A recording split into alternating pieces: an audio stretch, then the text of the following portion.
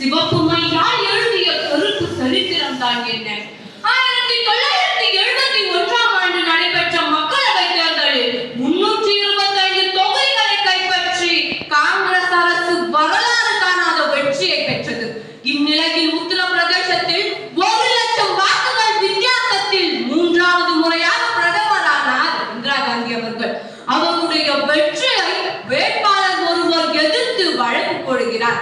நீதிமன்றத்தின் உத்தரவு கேட்டு தன் மீது விழுந்த அவப்பழியை ஒழிப்பதற்காகவும் இந்திய ஜனநாயகத்தை மாற்றி அமைக்க வேண்டும் என்பதற்காகவும் அப்போதைய குடியரசுத் தலைவருடன் கலந்து பேசி 1975ஆம் ஆண்டு ஜூன் 25ஆம் தேதி அவசர நிலையை அமல்படுத்தினார்.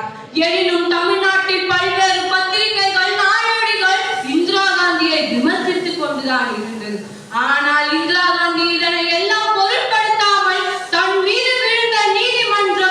மீது நீதிமன்றம் அளித்த அவப்பழியை போக்குவதற்காக மக்கள் பிரதிநிதித்துவ சட்டத்தின் 38, 39ஆம் பிரிவின் கீழ் திருத்தத்தை ஏற்படுத்தி பிரதமர், மக்கள் சபாநாயகர், குடியரசுத் தலைவர் போன்றோர் மீதான வழக்குகளை விசாரிக்க நீதிமன்றத்திற்கு உரிமை இல்லை என்று கூறி தன் மீது விழுந்த அவப்பழியை சுக்குநூறாக உடைத்தார். அவசர நிலையில் முக்கிய நிகழ்வுகளாக 20 அம்ச திட்டங்களையும் கொண்டு வந்தார். அப்போது நிழல் பிரதமராக இருந்தவரும் முதியோர் கல்வி, வரதட்சணை ஒழிப்பு, சாதி ஒழிப்பு, குடிசை ஒழிப்பு, குடும்ப கட்டுப்பாடு என 5 அம்சங்களையும் கொண்டு வந்தார். இந்த காலம் முடிவடைந்தது. 21 மாதங்கள் கழித்து இந்த சிவப்பு மையால் எழுதிய கருப்பு சரித்திரம் எனும் அவசர நிலை முடிவடைந்த பிறகு, இந்த காலம் முடிந்த பிறகுதான் இந்திய ஜனநாயகம் மேலும் வலுவடைந்தது. ஒவ்வொரு மக்களும் உணர்ந்தனர் தன்னுடைய வாக்குரிமை எவ்வளவு முக்கியம் என்று.